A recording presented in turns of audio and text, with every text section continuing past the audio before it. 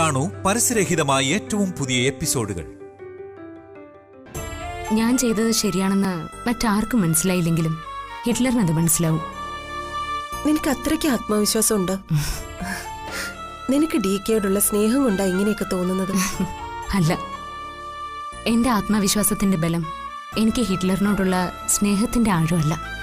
പിന്നെന്താ? ഈ ബേക്കറിക്കാരിയോട് ആ കുശിനിക്കാരനുള്ള ആത്മാർത്ഥമായിട്ടുള്ള സ്നേഹം തന്നെയാ. അതിന്റെ സത്യം അറിഞ്ഞവളാ ഞാൻ. സത്യം പറഞ്ഞ എനിക്കിപ്പോ ചെറിയ അസൂയൊക്കെ തോന്നുന്നുണ്ട്. ചെറുതല്ല, വലിയ അസൂയ തന്നെ കാണും. എനിക്കറിയാം. കൺമുമ്പിൽ നീ കാണുന്നത് കൈവിട്ടുപോയ നിന്റെ സൗഭാഗ്യങ്ങൾ മറ്റൊരുത്തി അനുഭവിക്കുന്നതല്ലേ? അപ്പൊ ശരിക്കും അസൂയ കാണും. എന്റെ അസൂയ നീ പറഞ്ഞ വിധത്തിലുള്ളതല്ല. പിന്നെ ഏത് വിധത്തിലാണാവോ? ഒന്ന് വിശദമാക്കിയാട്ടെ. DK ഞാൻ സ്നേഹിച്ചിരുന്നതിനേക്കാൾ എത്രയോ മുകളിലാ നീ സ്നേഹിക്കുന്നത്. പരിഭവിച്ചും കലഹിച്ചും എത്ര മനോഹരായിട്ടാ DK നിന്റെ സ്നേഹം ആസ്വദിക്കുന്നത്. അത് കാണുമ്പോഴാ എനിക്ക് അസൂയ. ഹലോ ഹലോ, കേറി കേറി ഇത് എങ്ങോട്ടായി പോണേ? മതി മതി, നിന്റെ അസൂയയുടെ ലെവലേ ഇവിടം വരെ മതി. ഇനി മുന്നോട്ട് പോയാലേ എന്റെ കഞ്ഞൂടി നീ മുട്ടിക്കും. എന്താ ചിരിക്കുന്നേ? നിനക്കപ്പ എന്നെ പേടിയുണ്ട്. പിന്നെ പേടിക്കാതെ പറ്റുമോ? ഞാനല്ലാതെ വേറെ ഏതെങ്കിലും ഭാര്യമാര് ഈ മണ്ടത്തരം കാണിക്കോ? നിന്നെ പോലെ സ്വന്തം ഭർത്താവിന്റെ പഴയ ഭാര്യയെ വീട്ടിൽ കയറ്റി ആരും അറിയാതെ താമസിപ്പിക്കോ? തീക്കൊള്ളി കൊണ്ട് തലചൊറിയുന്ന പണിയല്ലേ ഞാൻ കാണിച്ചത്? എന്റെ പൊന്നു മോളെ, നീ ഒരു വെടിമരുന്നാ. എന്റെ ജീവിതം കത്തിച്ച് കോഞ്ഞാട്ടിയാക്കി കളയല്ലേ? അതെ, ചിരിക്കല്ലേ ചിരിക്കല്ലേ. അങ്ങനെ എങ്ങാനും സംഭവിച്ച എടുത്തു മാറ്റിവെച്ച ഫോട്ടോ ഉണ്ടല്ലോ, അത് ഞാൻ വീണ്ടും ആ ഭിത്തിയിലേക്ക് അങ്ങ് വയ്ക്കും. എന്നിട്ട് നല്ല ഒന്നാന്തരം ഒരു മാല ഞാൻ ഇടും. എടി ഭയങ്കരി, നീ ആള് കൊള്ളല്ലോ. സ്വന്തം കാര്യം വന്നപ്പോ അവള് കാല് മാറിയത് കണ്ടില്ലേ? കാലല്ലേ മാറാൻ പറ്റൂ, എന്റെ ഭർത്താവിനെ മാറ്റാൻ പറ്റില്ലല്ലോ. DKയുടെ ലൈഫിൽ ഞാൻ ആഗ്രഹിച്ച സന്തോഷം ഇതാ ജ്യോതി. എന്നേക്കാൾ വലുതായി DK സ്നേഹിക്കുന്ന ഒരു പെണ്ണ് DKയുടെ ലൈഫിൽ വരണം. DK സന്തോഷത്തോടെ ജീവിക്കണം. കണ്ടു, അത് ഞാൻ നേരിൽ കണ്ടു. ഇനി എനിക്ക് സമാധാനമായിട്ട് മരിക്കാം. അയ്യോ, എപ്പോഴാ മരിക്കുന്നേ? അല്ല, ആ സമയം കൂടി ഒന്ന് പറഞ്ഞുതരുമോ? ഒറ്റൊരെണ്ണം വെച്ചെന്നുണ്ടല്ലോ. സുപ്രിയ, ഇപ്പൊ ഞാൻ ഏറ്റവും കൂടുതൽ പ്രാർത്ഥിക്കുന്നതേ നിന്റെ ജീവന് വേണ്ടിട്ടാ. അതൊന്ന് തിരിച്ചു തരണേന്നാ. എന്തിന്? എനിക്കറിയില്ല. എന്തായാലും നീ മരിക്കുന്ന എനിക്കിഷ്ടമല്ല. അതുകൊണ്ട് തന്നെയാ ഞാൻ ആ ഫോട്ടോ അവിടെ നിന്ന് എടുത്തു മാറ്റിയത്. നിനക്കെന്നെ അത്രയ്ക്ക് വിശ്വാസമാണോ? അതെ, വിശ്വാസാണ്. നീ ഇവിടെയുള്ള അത്രയും ദിവസങ്ങൾ നീ സന്തോഷമായിട്ട് തന്നെ ഇരിക്കണം. അത്രേ ഉള്ളൂ എന്റെ ആഗ്രഹം. അതിനുവേണ്ടി ഞാൻ എന്തും ചെയ്യും.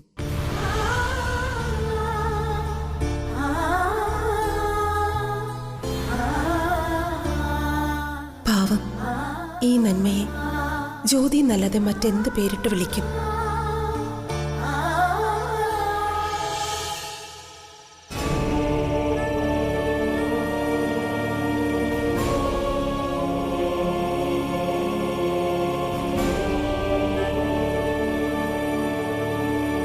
മായയും ഇങ്ങനെ ആരെയും ഫേസ് ചെയ്യാതെ ഇവിടെ വന്നിരുന്നിട്ട് എന്താ കാര്യം?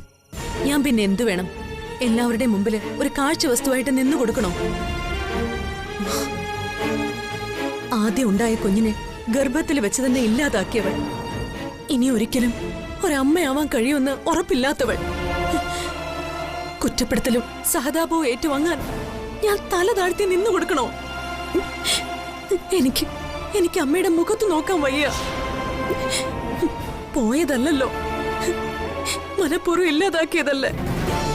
എടോ, അന്നത്തെ സാഹചര്യത്തില് നമ്മൾ അങ്ങനെ ചെയ്തു. അത് തന്റെ മാത്രം തീരുമാനമായിരുന്നില്ല. ഞാനും കൂടി അതിൽ കുറ്റക്കാരനല്ലേ? എന്റെ നിർബന്ധത്തിന് വഴങ്ങിയത് കൊണ്ടല്ലേ ഇങ്ങനെയൊക്കെ സംഭവിച്ചത്. എന്റെ തെറ്റ്, എന്റെ മാത്രം തെറ്റ്. എന്തിനാ ഇങ്ങനെ നെഗറ്റീവായിട്ട് ചിന്തിക്കുന്നേ? ആ സമയത്ത് അതായിരുന്നു ശരി. അതിൽ നമുക്ക് രണ്ടുപേർക്കും തുല്യ പങ്കാളിത്വം. പിന്നെങ്ങനെ തന്നെ മാത്രം കുറ്റപ്പെടുത്താൻ പറ്റും? ജന്മം കൊണ്ട് തന്നെ സ്ത്രീക്ക് മാത്രം കിട്ടുന്ന അവകാശമാ പ്രസവിച്ച് ഒരമ്മയാവുക എന്നത്. ഈശ്വരനത് നമുക്കൊരിക്കൽ തന്നു. പക്ഷെ നമ്മൾ അതിനെ നിഷേധിച്ചു. ഇപ്പൊ അതിനു വേണ്ടി കാത്തിരുന്നിട്ടും ഈശ്വരൻ നമ്മളോട് കനിവ് കാണിക്കുന്നില്ല.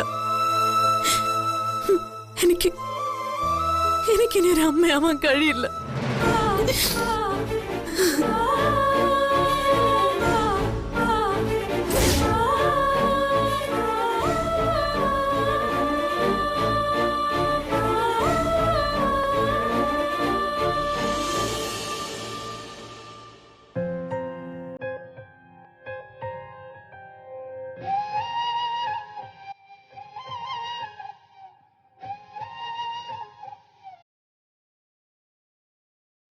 അതവിടെ വച്ചേക്ക് ഹിറ്റ്ലറെ. ഈ വിഷമമൊക്കെ തൽക്കാലത്തേക്ക് മാത്രമേ ഉള്ളൂ.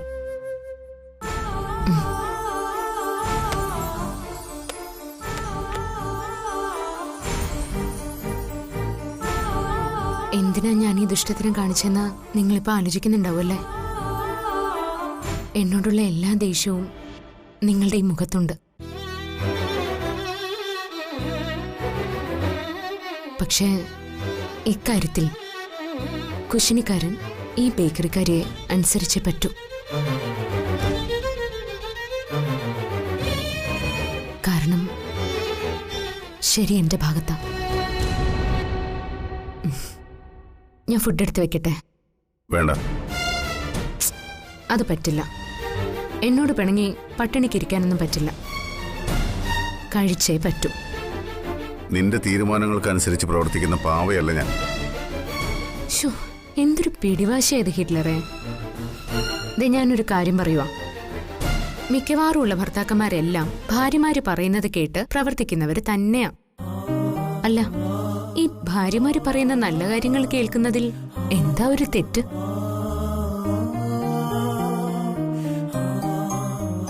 ഈ ഭർത്താക്കന്മാര് പറയുന്നത് മുഴുവൻ ഞങ്ങൾ ഭാര്യമാരനുസരിക്കുന്നുണ്ടല്ലോ.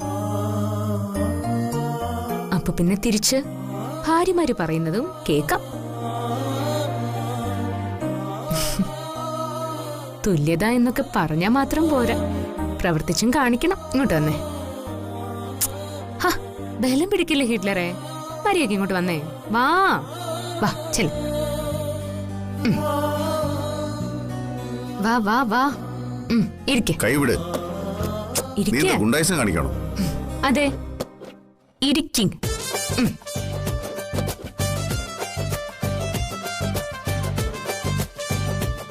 അതെ, ഇതാണ് ഭാര്യമാരുടെ ഗുണ്ടായിസം. മര്യാദയ്ക്ക് അടങ്ങി ഒതുങ്ങി ഇരുന്നോണം. ഇവിടെ ആരും ഭക്ഷണമൊന്നും കഴിച്ചിട്ടില്ല. അതിനിപ്പോ ഞാൻ എന്ത് ചെയ്യാനാ? നിങ്ങൾ കഴിച്ചാലേ ഇവിടെ എല്ലാവരും ഭക്ഷണം കഴിക്കൂ. അത് നിങ്ങൾക്ക് അറിഞ്ഞൂടെ?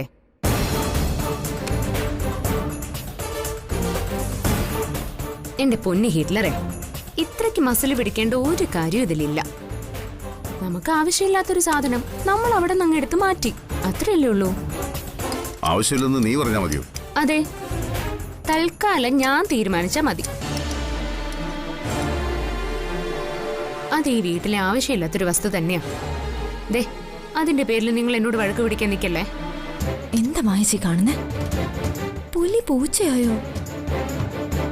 അനുസരണയുള്ള കുഞ്ഞാട്ടിനെ പോലെ ഡീക്കതേ അവള് പറയുന്ന എല്ലാം ചെയ്യുന്നു.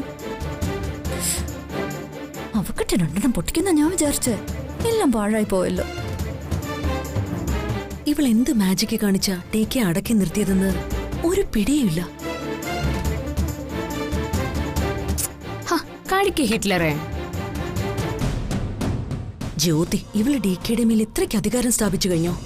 ഞങ്ങൾ ഈ ഭാര്യമാര് ആഹാരം ഉണ്ടാക്കി വെക്കുന്നതേ ഭർത്താക്കന്മാർക്കും വീട്ടിലുള്ളവർക്കും കഴിക്കാൻ വേണ്ടിയിട്ടാ.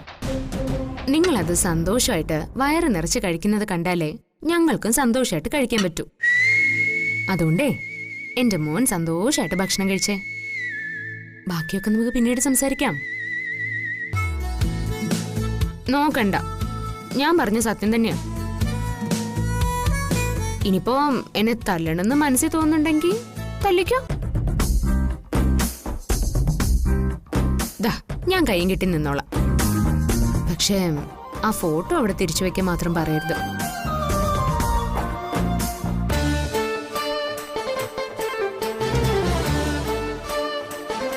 എന്താ അവിടെ തന്നെ നിന്ന് കളഞ്ഞ്? വാ, വന്ന് വല്ലതും കഴിക്ക്. അല്ല, ചിത്ര എന്തിയെ? എന്താ നിങ്ങൾ അങ്ങോട്ടും ഇങ്ങോട്ടും നോക്കുന്നേ? വാ, വന്നിരിക്കും. ബാ.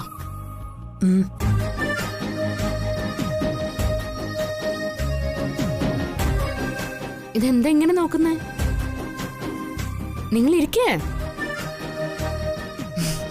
ഹിറ്റ്ലറിനറിയോ ആ ഫോട്ടോ അവിടെ നിന്ന് എടുത്ത് മാറ്റിയതിന് എന്നെ ഏറ്റവും കൂടുതൽ ചീത്ത പറഞ്ഞത് ഇവരാ. നിങ്ങൾ വന്ന് എന്നെ കൊന്നു കളയുന്നായിരുന്നു ഇവരുടെ പേടി. ഇപ്പൊ തന്നെ കണ്ടില്ലേ? നിങ്ങൾ എന്നെ നോക്കിയേ. ഹിറ്റ്ലറിന് അതിൽ എന്തെങ്കിലും വിഷമമുണ്ടോ? ഇല്ലല്ലോ. ഇതാ പറഞ്ഞത്, ഭാര്യമാരുടെ സന്തോഷത്തിന് വേണ്ടിയേ നല്ല ഭർത്താക്കന്മാര് നിൽക്കുള്ളൂ. ഭാര്യമാർക്ക് വിഷമമുണ്ടാക്കുന്ന ഒരു കാര്യവും നല്ല ഭർത്താക്കന്മാര് ചെയ്യില്ല. ഇരിക്കേ ഇരിക്കടേ, ഇരിക്കടേ ഇവിടെ. ഇരിക്ക. മര്യാദക്ക് ഇവിടെ ഇരുന്ന് കഴിച്ചോണം.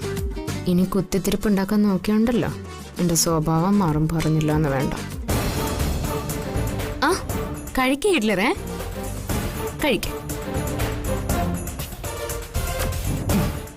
അപ്പൊ ഇതോടുകൂടി ആ ഫോട്ടോയുടെ പ്രശ്നം ഇവിടെ അവസാനിക്കണം. കേട്ടല്ലോ? നിങ്ങളെടുത്ത് കഴിക്കേ. ആ, അത് വേറൊന്നും കൊണ്ടല്ല കേട്ടോ. ഈ വീട്ടിലെല്ലാവരും എപ്പോഴും സന്തോഷമായിട്ടിരിക്കുന്നത് കാണാനാ എനിക്കിഷ്ടം. പ്രത്യേകിച്ച് എന്റെ ഹിറ്റ്ലർ. നോക്കണ്ട ഹിറ്റ്ലറെ, ഭാര്യമാരുടെ അവകാശങ്ങൾ ഇങ്ങനെ ഒരുപാടുണ്ട്.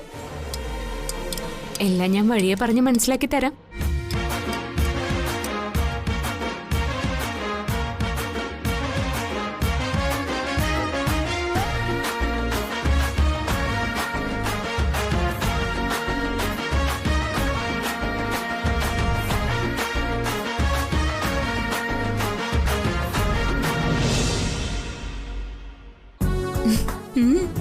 നീ എന്താ ഇങ്ങനെ അന്യഗ്രഹ ജീവിയെ പോലെ നോക്കുന്നേ? നീ എനിക്കിപ്പോ ഒരു അന്യഗ്രഹ ജീവി തന്നെയാ. നിന്നെ മനസ്സിലാക്കാൻ എനിക്ക് പറ്റുന്നില്ലല്ലോ. ഒരു വലിയ ഭൂകമ്പം ഈ വീട്ടിലുണ്ടാകുമെന്ന് എല്ലാരും പ്രതീക്ഷിച്ചു. പക്ഷേ അതെത്ര നിസ്സാരമായിട്ടാ നീ ഹാൻഡിൽ ചെയ്തത്. നിന്നോട് ഞാൻ നേരത്തെ പറഞ്ഞില്ലേ സുപ്രിയെ, ഹിറ്റ്ലറിന്റെ മനസ്സിന്റെ താക്കോല് ദാ എന്റെ ഈ കൈകളിലാണെന്ന്. അന്നേരം നീ അത് പറഞ്ഞപ്പോ ഞാൻ വിശ്വസിച്ചില്ല. പക്ഷേ ഇപ്പൊ എനിക്ക് മനസ്സിലായി നീ പറഞ്ഞത് ശരിയാണെന്ന്. ഇനി നീ എന്ത് ചെയ്താലും DK ഒന്നും പറയില്ല. DKക്ക് മുന്നിൽ ഇങ്ങനെയൊന്നും ചെയ്യാൻ എന്നെ കൊണ്ട് പറ്റില്ല. എന്നെ കൊണ്ടെന്നല്ല, ഈ വീട്ടിൽ ആരെ കൊണ്ടും പറ്റില്ല. മല പോലെ വന്നത് എലി പോലെ പോയി എന്ന് പറഞ്ഞു കേട്ടിട്ടേ ഉള്ളൂ. ഇപ്പൊ ഞാൻ കണ്ടു. ഓഹോ, നല്ല ഉപമ. എടി സുപ്രിയെ, അടിമക്കണ്ണേ, ദൈവം സ്ത്രീയെ സൃഷ്ടിച്ചിരിക്കുന്നതേ ഈ ഭൂമിയിലുള്ള എല്ലാത്തിനെയും അടക്കി ഭരിക്കാനുള്ള ആയുധത്തോടു കൂടിയാ. വാളും പരിചയവും ആണോ? എന്നിട്ടതൊന്നും നിന്റെ കയ്യിൽ കാണുന്നില്ലല്ലോ. വാളും പരിചയും ശൂലവും സുദർശന ചക്രവും എല്ലാം ഉണ്ട്. അതെന്റെ ഉള്ളിലാണെന്ന് മാത്രം. അത് ശരി. അപ്പൊ നീ ആരാ? ഭദ്രകാളിയോ അതോ മഹാവിഷ്ണുവിന്റെ സ്ത്രീ രൂപോ? ഈ മോഹിനി രൂപം. പുരുഷനെ മയക്കാൻ മോഹിനി വേഷം കെട്ടേണ്ടപ്പോ മോഹിനി വേഷം കെട്ടണം. അവന്റെ നെഞ്ചിനു നേരെ ആയുധമെടുത്ത് വിരൽ ചൂണ്ടേണ്ടപ്പോ അതങ്ങ് ചെയ്തേക്കണം. ഇപ്പൊ ചത്തുകളയൊന്ന് നെഞ്ചു തല്ലി കരയേണ്ടി വരുമ്പോ അങ്ങോട്ട് കരഞ്ഞേക്കണം. ഭീഷണിപ്പെടുത്തേണ്ടി വരുമ്പോ ഭീഷണിപ്പെടുത്തിയേക്കണം. നല്ല ആഹാരം ഉണ്ടാക്കി കൊടുത്ത് അവന്റെ ഹൃദയത്തിലേക്ക് കയറാൻ ഇടം കിട്ടുമ്പോ അവന്റെ ഹൃദയത്തിലേക്ക് അങ്ങ് കയറി പോണം. കിടക്കയിൽ അവന്റെ സന്തോഷത്തിന്റെ ഉപ്പും വിയർപ്പും പങ്കുവെക്കണം. നമ്മുടെ പുരുഷനെ നമ്മളിലേക്ക് ആവാഹിച്ചങ്ങ് ഇരുത്തണം. എന്റെ അമ്മേ, ഇവളെന്തൊക്കെയാ പറയുന്നേ? ലോകത്തൊരു പെണ്ണ് ഇങ്ങനെയൊക്കെ ചിന്തിക്കുമെന്ന് എനിക്ക് തോന്നുന്നില്ല. ഇത് നിന്റെ മണ്ടത്തരമാണെന്ന് എല്ലാരും പറയുമെങ്കിലും പറയുന്നത് സത്യം തന്നെയെന്നാ എനിക്ക് തോന്നുന്നേ. കറക്റ്റ്. നിനക്കെങ്കിലും അത് തോന്നിയല്ലോ. എടി സുപ്രിയെ, ഇതൊക്കെ തന്നെയാ പുരുഷനെ ജയിക്കാനുള്ള സ്ത്രീയുടെ ആയുധം. അതിലെ ഒരായുധം എടുത്തിട്ടാ ഞാൻ ഹിറ്റ്ലറിനെ അടക്കിയത്. ശരി ശരി. നീ ഇപ്പൊ തന്നെ കണ്ടില്ലേ, ആദ്യം എന്നെ കൊല്ലാൻ വന്നതുപോലെ അല്ലല്ലോ ഇപ്പോ. ഭസ്മയിട്ട് അടക്കിയതുപോലെ അങ്ങ് അടങ്ങിയില്ലേ. അതാണ് ഈ ജ്യോതിസ് മാജിക്. നിന്നെ കൊണ്ട് DK ഇങ്ങനെ അടക്കി നിർത്താൻ പറ്റുമെന്ന് ഈ വീട്ടിൽ ആരും പ്രതീക്ഷിച്ചു കാണില്ല. ആരും പ്രതീക്ഷിക്കാത്ത വഴികളിലൂടെ ഞാൻ സഞ്ചരിക്കും, ഒരു ഭ്രാന്തിയെ പോലെ. നീ ചിരിക്കണ്ട, ഞാനൊരു സത്യം പറഞ്ഞതാ, നമ്മുടെ ലാലേട്ടൻ പറഞ്ഞ പോലെ. എന്തായാലും ഒരു കാര്യം ഉറപ്പായി. എന്ത് കാര്യം? നിന്റെ സ്നേഹത്തിനു മുന്നിൽ എന്നെ DK മറന്നു. മറക്കണം, മറന്നു പോണം. എന്നെക്കുറിച്ചുള്ള ഓർമ്മകളും പണ്ട് കൂട്ടിവെച്ച സ്വപ്നങ്ങളും എല്ലാം DKയുടെ മനസ്സിൽ നിന്ന് മാഞ്ഞു പോണം. അവിടെ ഇനി നീ മാത്രമേ പാടുള്ളൂ. അല്ലടി, അവിടെ ഒരു കസരയിട്ട് നിന്നെയും കൂടി കയറ്റി ഇരുത്താം. മിണ്ടിപ്പോരുത്. ഇനി നിങ്ങളുടെ ജീവിതത്തിലേക്ക് ഒരു കുഞ്ഞു കൂടി വന്നാ അതോടെ ഈ വീടിന്റെ സന്തോഷം ഇരട്ടിക്കും. കുഞ്ഞൊക്കെ വരും, അതിനുള്ള പരിപാടികളൊക്കെ ഞങ്ങൾ പ്ലാൻ ചെയ്യുന്നുണ്ട്. എന്നാലേ വേഗം ആവട്ടെ. അതും കൂടി കണ്ടിട്ട് വേണം എനിക്കങ്ങ് പോവാൻ. അങ്ങനെ പെട്ടെന്നൊന്നും പോവാന്ന് നീ വിചാരിക്കണ്ട. എന്റെ കുഞ്ഞിന്റെ അപ്പിയും കൂടി വാരിച്ചിട്ട് നിന്നെ ഞാൻ ഇവിടുന്ന് പറഞ്ഞയക്കും. നീ എന്താ ഇങ്ങനെയൊക്കെ പറയുന്നത്? പിന്നെ ഞാൻ എങ്ങനെ പറയണം? നമ്മുടെ ആരുടെങ്കിലും കുഴപ്പം കൊണ്ടാണ് ഇങ്ങനെയൊക്കെ സംഭവിച്ചത്? ആദ്യം ഉണ്ടായ കുഞ്ഞിനെ അബോട്ട് ചെയ്യാൻ നമ്മൾ ആരെങ്കിലും പറഞ്ഞോ? ഇല്ലല്ലോ. അപ്പൊ പിന്നെ വരുന്നൊക്കെ അവരെ തന്നെ അനുഭവിക്കട്ടെ, അല്ലാതെ നമ്മൾ എന്ത് ചെയ്യാനാ? ഇത്രയും ദിവസം മായേച്ചി മായേച്ചി എന്ന് വിളിച്ച് നീ പിന്നാലെ നടന്നിട്ട് ഇപ്പോ നീ ഇങ്ങനെ അവരെ കുറ്റപ്പെടുത്തുന്ന രീതിയിൽ സംസാരിക്കുന്നത് ശരിയാണോ? ഇതിൽ എന്ത് തെറ്റ്? ഒരു തെറ്റുമില്ല. അവരെന്തിനാ ഇത് നമ്മളോട് രഹസ്യമാക്കി വെച്ചേ? ഇല്ലെങ്കിൽ ഇത് ആദ്യം തന്നെ നമ്മളോട് പറയാറുന്നില്ലേ? നമ്മൾ അറിഞ്ഞില്ലല്ലോ ഇക്കാര്യം. എടീ, ചില കാര്യങ്ങൾ അങ്ങനെയാ. ഭാര്യയ്ക്കും ഭർത്താവിന്റെ ഇടയിൽ മാത്രം നിൽക്കേണ്ട ചില രഹസ്യങ്ങളുണ്ട്. അതങ്ങനെ ചെയ്യാൻ പറ്റൂ. ഓ പിന്നെ രഹസ്യം, ഇതാണോ രഹസ്യം? ഇതിലൊരു രഹസ്യവും ഇല്ല. അന്ന് അവർക്കത് വേണ്ടാന്ന് തോന്നി, ഇപ്പൊ വേണമെന്ന് തോന്നി. അത് സ്വാഭാവികല്ലേ? അവര് മാത്രമല്ലല്ലോ, എത്രയോ ഭാര്യ ഭർത്താക്കന്മാര് ഈ രീതിയിൽ തന്നെ ചിന്തിക്കുന്നു. അങ്ങനെ ചിന്തിച്ചോണ്ടാ ഇവർക്കിപ്പോ ഈ ഗതി വന്നത്. എടോ, ഒരു കുഞ്ഞിനെ അഡോപ്റ്റ് ചെയ്യാന്നൊക്കെ പറയുന്നത് അത്ര എളുപ്പമുള്ള കാര്യമൊന്നുമല്ല. എന്തിനാ അഡോപ്റ്റ് ചെയ്യുന്നത്? നല്ല ചികിത്സ ലഭിക്കുന്ന ഒട്ടേറെ സ്ഥലങ്ങളുണ്ടല്ലോ. അവിടെ എവിടെയെങ്കിലും പോയി നല്ല ട്രീറ്റ്മെന്റ് എടുത്താൽ ഇത് മാറില്ലേ? ഇല്ല, മാറില്ല. എന്റെ തീരുമാനത്തിൽ നിന്ന് ഞാൻ ഒരു ഇഞ്ച് പിന്നോട്ട് മാറില്ല. ഗോകുലേട്ടാ, എന്തായാലും ഉടനെ ഒന്നും മായേച്ചി പ്രഗ്നന്റ് ആവാൻ പോകുന്നില്ല. ജ്യോതിയുടെ കാര്യത്തിലും ഏതാണ്ട് അങ്ങനെ ഒരു അവസ്ഥയൊക്കെ തന്നെയാ. അപ്പൊ പിന്നെ ആകെ ഷുവർട്ടിയുള്ളത് നമ്മുടെ കാര്യത്തിലാ. ഗോകുലേട്ടൻ ഒന്ന് ആലോചിച്ച് നോക്കിയേ, ഈ വീട്ടിലെ ആദ്യത്തെ കുട്ടി നമ്മുടെ കുട്ടിയായിട്ട് ജനിച്ചാൽ അതിനെന്തൊക്കെ സൗഭാഗ്യങ്ങളാ കിട്ടാൻ പോകുന്നേ. ആരും അതിനെ താഴെ വെക്കില്ല, കൊഞ്ചിച്ചോണ്ട് നടക്കും. നീ പറയുന്നൊക്കെ ശരിയാ, പക്ഷേ അതിനുവേണ്ടി മറ്റുള്ളവരെങ്ങനെ കുറ്റപ്പെടുത്തുന്ന എന്തിനാ? ഞാൻ കുറ്റപ്പെടുത്തിയൊന്നുമല്ല, സത്യം പറഞ്ഞതാ.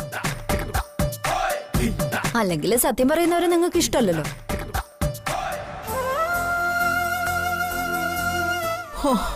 മൈ ലിറ്റിൽ കണ്ണാ, ഞാൻ വിചാരിച്ചത് അവൻ ഈ വീടെടുത്ത് തിരിച്ചു വെക്കുമെന്ന്. But nothing happen. ഒന്നും സംഭവിച്ചില്ല. കൊടുങ്കാറ്റ് പോലെ വന്നിട്ട് അവൻ പൂച്ചയെ പോലെ പതുങ്ങിപ്പോയി. അവൾ എന്ത് വിദ്യ പ്രയോഗിച്ചെന്ന് എനിക്ക് അറിഞ്ഞൂടാ കണ്ണാ. അവള് മെടുക്കിയ കേട്ടോ. എല്ലാം നീ അവളുടെ മനസ്സിൽ തോന്നിപ്പിച്ചാണെന്ന് എനിക്ക് അറിയാൻ കണ്ണാ. Thanks, many many thanks. അല്ല കണ്ണാ, സുപ്രിയ എന്ന് പറഞ്ഞ അവന് ജീവനല്ലായിരുന്നോ? അവളുടെ ഫോട്ടോയ്ക്ക് മുന്നില് ലഡുവും ജിലേബിയും ഒക്കെ വച്ച് ദിവസവും പൂജിച്ചിരുന്നല്ലേ അവൻ. എന്നിട്ട് അതെടുത്ത് കളഞ്ഞു എന്നറിഞ്ഞപ്പോ അവൻ ജ്യോതിയോട് ഒരു വാക്കുപോലും പറഞ്ഞില്ലല്ലോ. അതെന്താ? ഞാൻ വിചാരിച്ചത് ഒരടിയെങ്കിലും അവക്ക് കൊടുക്കൂന്ന. അവളെന്തോ മാജിക്ക് കാണിച്ചേ അവനെ ഒതുക്കിയിട്ടുണ്ട്. നീ വല്ല മാജിക്കും പറഞ്ഞ് അവക്ക് കൊടുത്തിരുന്നോ സ്വപ്നത്തില്? നീ മാജിക്കിന്റെ ഉസ്താദല്ലേ. എന്തായാലും ഒരു കാര്യത്തിൽ എനിക്ക് സമാധാനമായി. അവനും അവളും കൂടി ഇനി ഹാപ്പി ആയിട്ടങ്ങ് ജീവിച്ചോളും. അവള് പറയുന്നതൊക്കെ അവൻ കേൾക്കാൻ തുടങ്ങി കണ്ണാ. ദേ, നീ എനിക്ക് ഒരു ഹെൽപ്പും കൂടി ചെയ്തു തന്നാ മതി. അവരുടെ ഒരു കുഞ്ഞ് നിന്നെ പോലെ ഒരു ഉണ്ണിക്കണ്ണൻ ജനിക്കുമെന്നാ ആ സ്വാമി പറഞ്ഞത്. ആ ഉണ്ണിക്കണ്ണനെ എത്രയും പെട്ടെന്ന് ഇങ്ങോട്ടങ്ങ് തന്നേക്കണം. അതോടെ ഞാൻ ഹാപ്പിയാവും. പിന്നെ നിന്നെ വേറൊന്നിനും ഞാൻ ബുദ്ധിമുട്ടിക്കില്ല. ഓക്കെ? എന്റെ കൃഷ്ണ, എന്റെ ഗുരുവായൂരപ്പ.